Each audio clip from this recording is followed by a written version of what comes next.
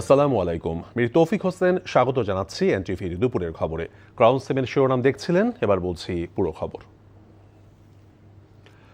প্রধানমন্ত্রী ও একনেক সভাপতি তারেক রহমানের সভাপতিত্বে দ্বিতীয় জাতীয় অর্থনৈতিক পরিষদের নির্বাহী কমিটি একনেক বৈঠক অনুষ্ঠিত হয়েছে। সকালে সচিবালয়ে এই বৈঠক শুরু হয়ে শেষ হয় দুপুরে। পরিকল্পনা মন্ত্রণালয়ের সূত্রে জানা গেছে, বৈঠকে মোট 17টি প্রকল্প উপস্থাপন করা হয়।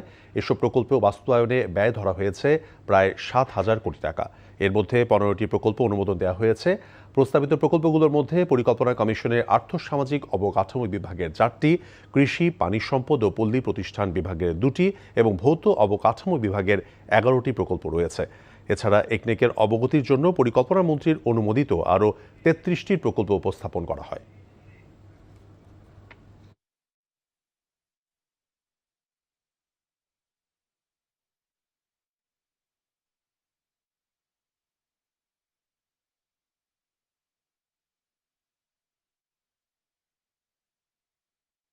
সতেরোটি প্রকল্প টেবিলে উত্থাপিত হয়েছিল, 15টি নিয়ে আলোচনা হয়েছে। তার মধ্যে 6টি নতুন প্রকল্প আছে, 17টির মধ্যে 7টি বললাম যে সংশোধিত এবং 4টি মেয়াদ বৃদ্ধি। তো 15টি প্রকল্পের অধিকাংশই পাশ হয়েছে, কিন্তু শর্ত সাপেক্ষ কিছু বিষয় আছে, কিছু তদন্তের বিষয় আছে এবং পুরো বিষয়টিগুলো নিয়ে বিস্তারিতভাবে আমরা প্রেস রিলিজের মাধ্যমে জানি। 30,607 জন শিশু। এছাড়া গত 24 ঘন্টায় সারা দেশে হাম সন্দেহে 11 শিশুর মৃত্যু হয়েছে। এ সময় নতুন করে হামে আক্রান্ত হয়েছে 1,287 জন শিশু। স্বাস্থ্য দপ্তরে দেওয়া তথ্য বিশ্লেষণে দেখা যায়, আক্রান্ত এবং মৃত্যুর সংখ্যা ঢাকা বিভাগে সবচেয়ে বেশি। এই বিভাগে হাম এবং হাম সন্দেহে 124 শিশুর মৃত্যু হয়েছে এবং আক্রান্ত হয়েছে 16,710 শিশু। পরিস্থিতি নিয়ন্ত্রণে দেশ জুড়ে জোরদার করা হয়েছে টিকাদান কার্যক্রম। বিশেষ করে শিশুদের জন্য দেয়া হচ্ছে MMR ভ্যাকসিন, যা হামের বিরুদ্ধে সবচেয়ে বেশি কার্যকর প্রতিরোধক।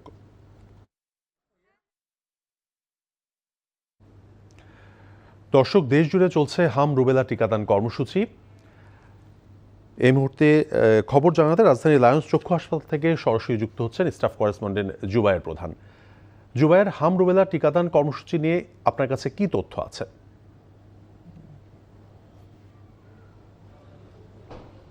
তৌফিক, আমরা সকালে লায়ন্স হাসপাতালে টিকাদান কর্মসূচির খবর জানাচ্ছিলাম।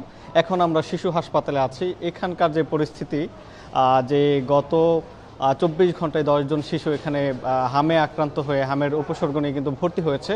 এখানে যে তথ্যটা জানিয়ে রাখি যে 44টি বেড কিন্তু রয়েছে হাম ডেডিকেটেড। এই বেডের বাইরেও আসলে শয্যা সংকট সেটি একটা বড় বিষয় এই শিশু হাসপাতালে। এখানে 84 জন এখন পর্যন্ত ভর্তি রয়েছেন। বাকি যেই বেডগুলো রয়েছে, অর্থাৎ বিভিন্ন ওয়ার্ডে কিন্তু সেই শিশুদেরকে কিন্তু নেওয়া হয়েছে এবং সেটির লক্ষ্যেই কিন্তু আমরা দেখছি যে এখানে শয্যা সংকটের জন্য বিভিন্ন জায়গা থেকে যারা আসছেন তারা আসলে সেই অভিযোগটি করছেন। অনেকদিন পরে আসলে তারা অপেক্ষা করার পরে অনেকে সিট পাচ্ছেন, এরকম তথ্য কিন্তু তাদের পক্ষ থেকে জানানো হচ্ছে।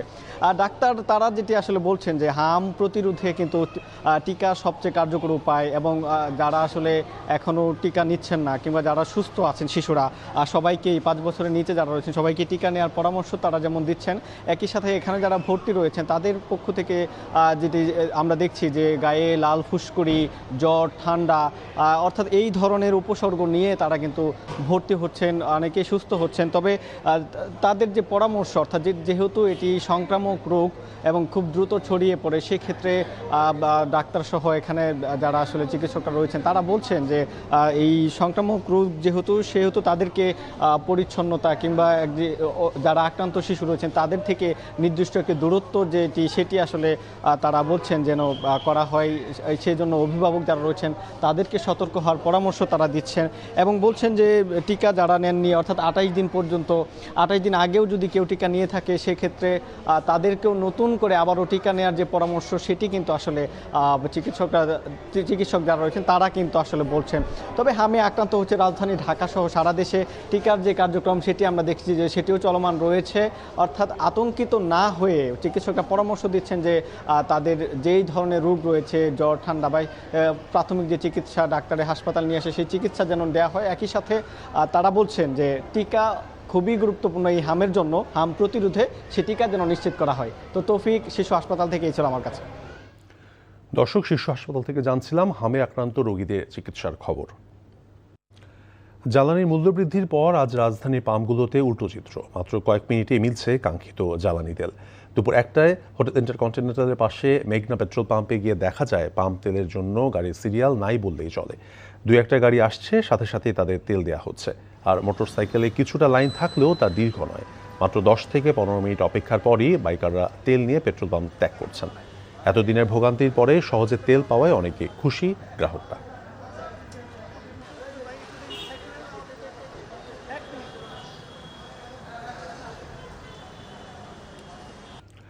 রূপপুর পারমাণবিক বিদ্যুৎ কেন্দ্রের প্রথম ইউনিটে ফুয়েল লোডিং হচ্ছে মঙ্গলবার। সচিবালয়ে একথা জানান বিজ্ঞান ও প্রযুক্তি মন্ত্রী ফকির মাহবুব আনাম। এই ফুয়েলিং চালু হলে আগামী আগস্ট মাসে জাতীয় গ্রিডে 300 মেগাওয়াট বিদ্যুৎ যোগ হবে। পারমাণবিক বিদ্যুৎ কেন্দ্র থেকে উৎপাদিত বিদ্যুৎ জাতীয় গ্রিডে যোগ হওয়ার সময় রূপপুরে প্রধানমন্ত্রী তারেক রহমান উপস্থিত থাকবেন বলেও জানান মন্ত্রী। 2027 সালের জানুয়ারিতে প্রথম ইউনিট থেকে 1100 মেগাওয়াট বিদ্যুৎ জাতীয় গ্রিডে যুক্ত হবে। 27 সালের জুনে দ্বিতীয় ইউনিটে ফুয়েল লোডিং শুরু হবে।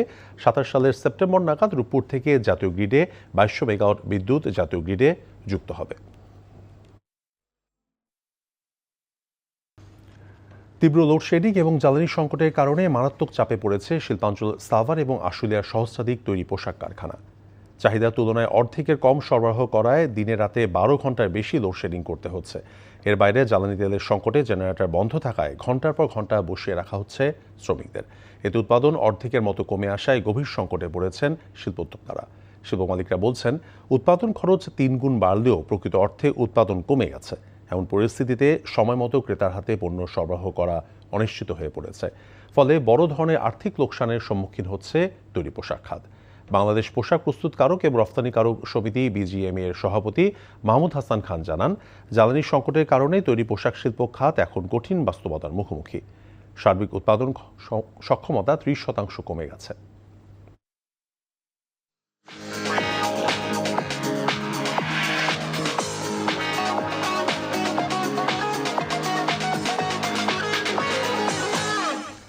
মার্কেন্টাইল ব্যাংক অর্থনীতির খবর। জমকালো আয়োজনে অনুষ্ঠিত হয়েছে মেরিল প্রথম আলো পুরস্কার 2025। বাংলাদেশ চীন মৈত্রী আন্তর্জাতিক সম্মেলন কেন্দ্রে 27তম এই আসরটির আয়োজন করা হয়। মেরিল ও জাতীয় দৈনিক প্রথম আলোর যৌথ আয়োজনে দেশের চলচ্চিত্র, টেলিভিশন এবং সঙ্গীত অঙ্গনে কৃতি শিল্পীদের স্বীকৃতি জানানোর জন্য এই আয়োজন করা হয়। এবারে আসরে 8টি জনপ্রিয় ক্যাটাগরিতে 32 জন এবং 12টি ক্রিটিক ক্যাটাগরিতে 36 জন শিল্পীকে মনোনীত করা হয়। পরে দর্শকদের ভোটে নির্বাচিত এবং জুরিদের মূল্যায়নে মনোনীত কৃতি শিল্পীদের হাতেই তুলে দেওয়া হয় এবারের পুরস্কার।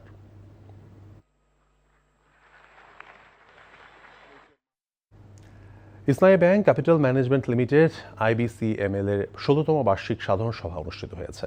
ইসলামী ব্যাংক টাওয়ারে অনুষ্ঠিত সভায় IBCML এর পরিচালনা পর্ষদের চেয়ারম্যান মোহাম্মদ খুরশিদ ওয়াহাবের সভাপতিত্ব করেন। সভায় কোম্পানির পরিচালক SM আব্দুল হামিদ এবং মোহাম্মদ আলতাফ হুসাইন, ম্যানেজিং ডিরেক্টর ও CEO আবু সাইদ মোহাম্মদ নাহিদ, কোম্পানির সেক্রেটারি মোহাম্মদ সাইফুল ইসলাম উপস্থিত ছিলেন। এছাড়া অন্যান্য পরিচালক এবং শেয়ারহোল্ডার বৃন্দ ভার্চুয়ালি যুক্ত হন। এ সময় শেয়ারহোল্ডাররা 2025 সালে বার্ষিক আর্থিক বিবরণী অনুমোদন এবং প্রতিষ্ঠানের ব্যবসায়িক সফলতা সহ বিভিন্ন গুরুত্বপূর্ণ বিষয়ে আলোচনা করেন। এই ছিল দুপুরের খবরে। এই খবরের ভিডিও সহ আপডেট জানতে ভিজিট করুন NTV অনলাইন www.ntvbd.com। এছাড়াও NTVর জনপ্রিয় সব অনুষ্ঠান এবং খবরের আপডেট জানতে ভিজিট করুন আমাদের ইউটিউব এবং ভেরিফাইড ফেসবুক পেজ। 5টায় দেশের খবর দেখার আমন্ত্রণ রইল। ধন্যবাদ সবাইকে।